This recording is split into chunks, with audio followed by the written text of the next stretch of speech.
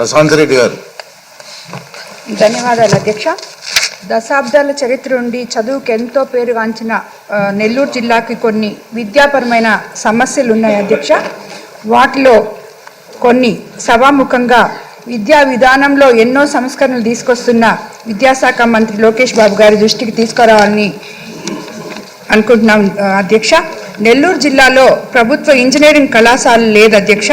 మా జిల్లా కేంద్రంగా విక్రమసింహపురి యూనివర్సిటీ ఉన్నప్పటికీ ఇంజనీరింగ్ ఫార్మా కళాశాలల ఏర్పాటుకు చాలా కాలం క్రితమే మాకు అనుమతులు వచ్చాయి అధ్యక్ష.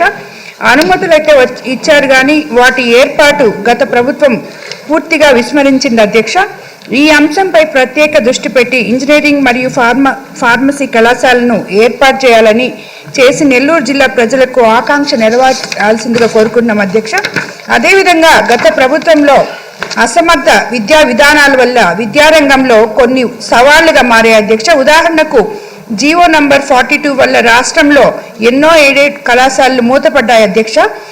ఇదే క్రమంలో నెల్లూరు జిల్లాలో కూడా దశాబ్దాల చరిత్ర కలిగిన డిగ్రీ కళాశాలలు సైతం మూతపడ్డాయి అధ్యక్ష. ప్రస్తుతం జిల్లా కేంద్రంగా కేవలం బాలికలకు మాత్రమే డిగ్రీ కళాశాల ఉంది అధ్యక్ష. ప్రభుత్వ కళాశాలలో డిగ్రీ చేసుకోవాలనుకునే పేద బాలురులు ఎంతో మంది ఆ ప్రాంతంలో ఉన్న కళాశాలకి దూర ప్రాంతంలో ఉన్న కళాశాలకి వెళ్లాల్సి వస్తుంది అధ్యక్ష. ఈ పరిస్థితిని దృష్టిలో ఉంచుకొని అక్కడ ఒక డిగ్రీ కళాశాల అవసరం అధ్యక్ష. మరొక సమస్య, ఎటువంటి పబ్లిక్ సర్వీసెస్కి సంబంధించిన పోటీ పరీక్షలు, సివిల్స్ గ్రూప్స్ వంటి వాటికి ప్రిపేర్ అవ్వాలనుకునే విద్యార్థులకి ఎక్కువ శాతం మంది ఆర్ట్స్ కోర్స్ కోసం తీసుకోవాలనుకుంటారు అధ్యక్ష. ముఖ్యంగా BA హిస్టరీ, ఎకనామిక్స్, పాలిటిక్స్ ఇవి ఎంచుకుంటారు అధ్యక్ష. కానీ ఈ కోర్సు అందుబాటులో లేనందువల్ల పేద విద్యార్థులందరూ చాలా బాధపడుతున్నారు అధ్యక్ష. ప్రభుత్వం ఈ విషయాన్ని పరిగణలోకి తీసుకొని నెల్లూరు జిల్లా వాసులకు ఈ సమస్య పరిష్కరించాలని కోరుకున్నాను అధ్యక్ష. చివరిగా అధ్యక్ష, విక్రమసింహపురి విశ్వవిద్యాలయంలో ప్రస్తుతం మాకు నెల్లూరులో ఉన్న ఒకే ఒక విశ్వవిద్యాలయం అధ్యక్ష.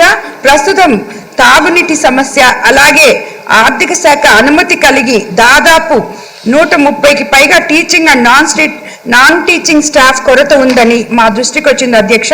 ప్రస్తుతం 2000 మందికి పైగా ఉన్నటువంటి ఈ విశ్వవిద్యాలయంలో ఒక హెల్త్ సెంటర్ కూడా అవసరం అని చెప్పి కోరడం జరిగింది అధ్యక్ష.